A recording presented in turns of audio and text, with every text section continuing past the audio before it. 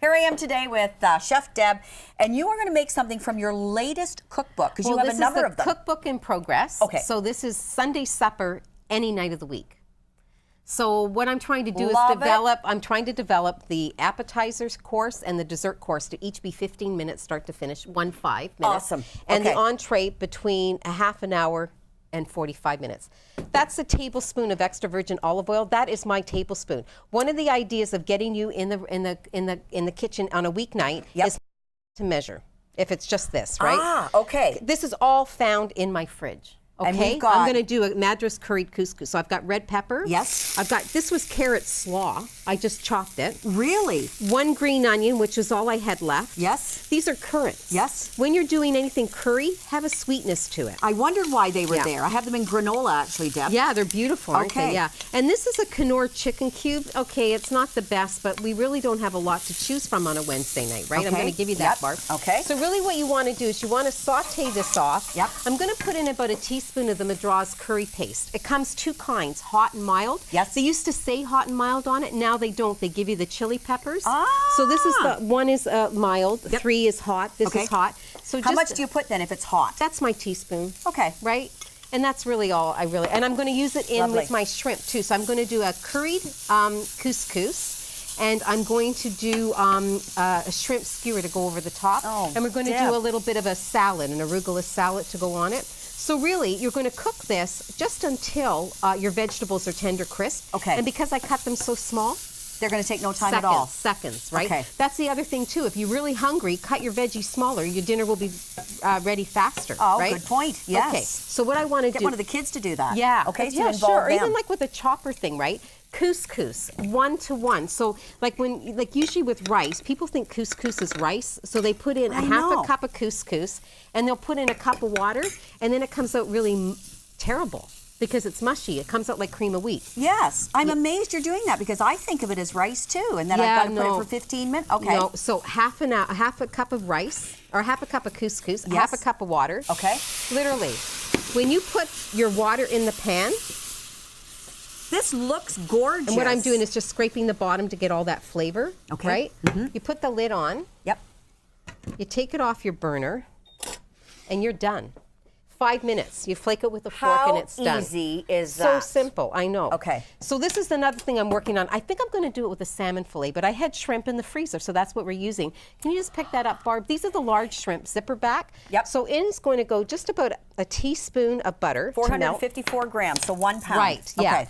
So this is what I'm doing with the skewer. Now you eat with your eyes first, right? Yes. So what you want to do is you want to make the skewer so that the shrimp go, like the tails are in opposite ends, just because it looks pretty, right? This is gorgeous. So let me show you, I hope your camera can get a tight shot on this. So these are the shrimp when you buy them. They're called zipper back because they've already taken the vein out. This was the intestinal tract of the shrimp. Yes. So what you want to do is leave the tail intact and just the first segment that comes at the end of the tail. Ah. And then it just peels off ever so easy. Very easy. And I think 5 shrimp per skewer is plenty. 1 or 2 per person. If I'm doing it as an appetizer, I do it as 1. Okay. If it's a starter course. If it's for a dinner, I'll do 2 or 3, depending on the appetites of who's at my table, right? And they're generous size. Look at the size of these. Yeah, these are 31s to 40s. Yes, they are. are. So this is 31 to 40 per pound. Okay. Right? And so what you want to do is then just skewer them on like that. Is that a wooden skewer then, Deb? It is a wooden skewer, bamboo skewer.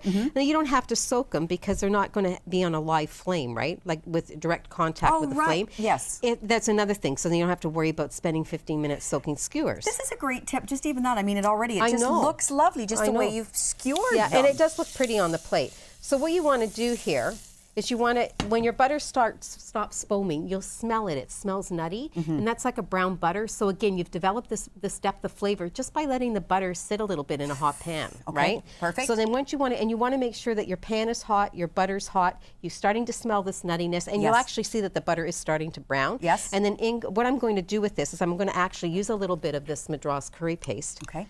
What you want to do now is you want to make sure you don't double dip in the jar because you'll get cross-contamination. So you take out what you think you need, put it on the side of your dish, and then if you have to go back in, You're going to have to go in with another utensil. Okay, perfect. But just a little bit, because this is the hot one, right? Yes. So I just want a little bit of flavor. Okay, right? So you're just brushing it ever so lightly and on then there. it mirrors what I've got in the couscous, right? Okay. In the pan, and these will take seconds, right? Because the shrimp is about 2 minutes a side. It's such a great point when you're saying Sunday night dinner every night of the week, because we will do this if we figure I only need to invest maybe, what, 20 minutes? Right? Because the paste is doing you're getting all the flavor from the paste. Yes. You could also do some of if I remembered to bring it, the Fridge Whisper dried vegetable seasoning, I'd put a little bit on that too, just to have a little bit of texture. Okay. Right? But that's okay. So, this is one of our 5 staples that you were talking about. Really? The things that we gotta have. This is in my fridge all the time. Oh, it smells great. And the mild one too. And I know it's hot, but actually once it cooks, it's not so hot. So, but just, if you're using the mild, you can be pretty aggressive with it when you're using the... I shall take that. Yeah, so what we're going to do is we're going to bring the plate over. Maybe we can get rid of that too. Okay.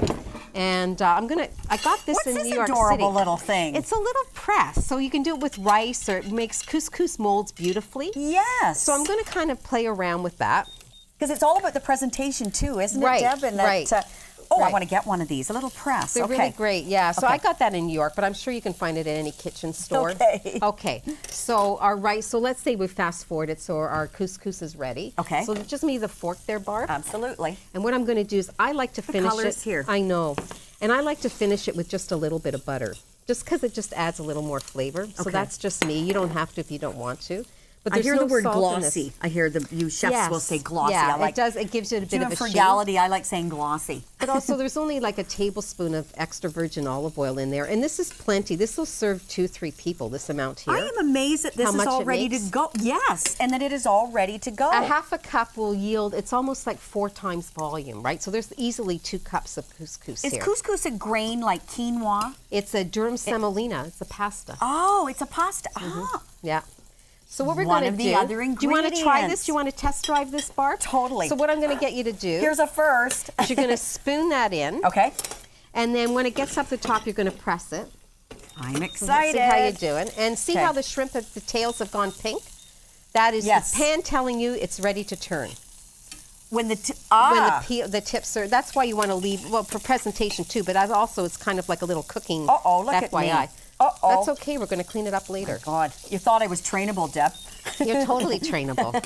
Okay, that's perfect. So then what you want to do, as best you can. So not with now you're going to press that in. Yep. And just give it a little gentle press, and then you're going to hold on to it and then lift it off. Let me get rid of clean up the plate a bit. Is there a drum roll or something that we can have? We really need something grander, right? Yes. Okay. There you go. So hold on to it while you're pulling it up. Okay, and then just gently.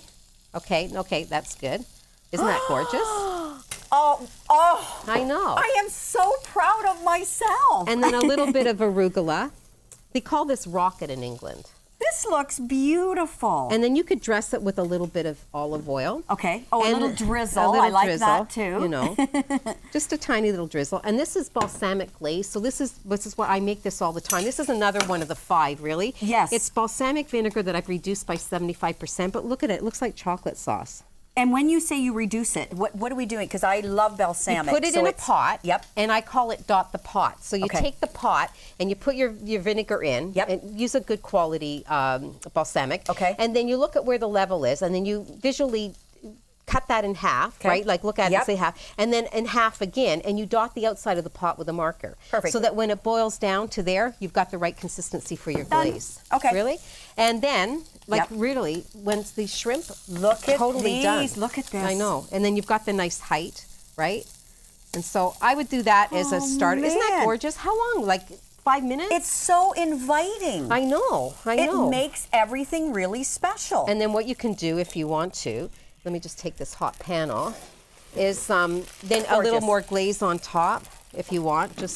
We have to be able to show this. Deb, you have created look at this, folks. How? In no time at all. In no time at all. That's what's Right. absolutely key. And the thing with couscous too is that it's gorgeous. great. It's great. You can microwave it the next day if you have leftovers. That's a beautiful dish. You should be very. And this is from your latest. This will be out in September. Okay. Probably with salmon. But you know, now I'm thinking because I'm still testing. Right. This is a work in progress. Oh, and what you said earlier is this is what I have in the fridge. So this is what I'm doing. So I love that things are all adaptable. And also, you know, like you don't have that fancy schmancy press. Couscous will take any shape. So you could use a little ramekin and you could make like a little igloo of couscous. My goodness, you have given us tons and tons of tips. Okay, I have a question for you. Yes. The seasons, because I was anxious to ask you, do you have a certain season that you prefer to cook in? You know what? I love cooking all the seasons. In Canada, we say we can't. We really only have like 2 seasons and then really bad sledding, right? Yeah.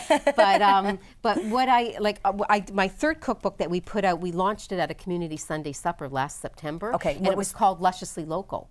And so what I did when I was researching the seasons in Ontario is that we do have mushrooms, we have tomatoes, we have green peppers, we have cucumbers, did I say mushrooms already? Yeah. Yes.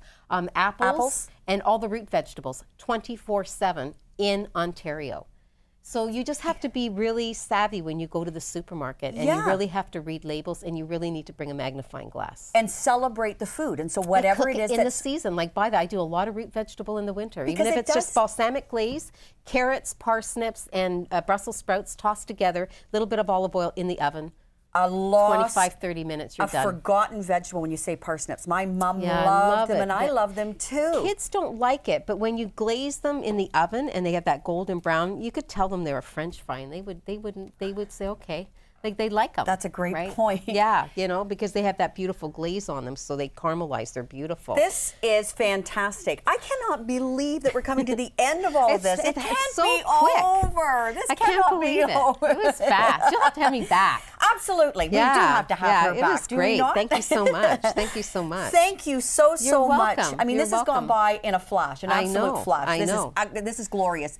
If you would like more information about the wonderful Chef Deb and all her cookbooks and all her travels, and please go to our website at rogerstv.com/knowitall, and you will find all of that there. Thank you again. You're welcome. I'm Barbara Clifford. Join me next time as we continue our never-ending quest to know it all. We'll see you next time. Can we have a little taste of that? Absolutely. Oh my